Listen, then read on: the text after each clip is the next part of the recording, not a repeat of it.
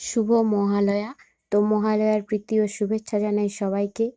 তো এবছরের দুর্গাপুজোটা একটু অন্যরকম, কারণ আরজিকর কাণ্ডে আমরা সবাই শোকাহত।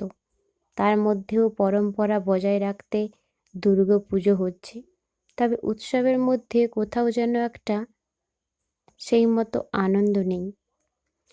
তো আমি এখানে ব্লাউজের ওপরে দুর্গা ঠাকুরের মুখখানা এঁকেছি। তো একটা ভালো লাগা থেকে মায়ের প্রতিমাকে ফুটিয়ে তোলার চেষ্টা করেছি। তো কেমন হয়েছে অবশ্যই আপনারা কমেন্ট করে জানাবেন। ভালো লাগলে লাইক, কমেন্ট, শেয়ার করুন আর সাবস্ক্রাইব করুন আমার ইউটিউব চ্যানেল নুরিরহাট।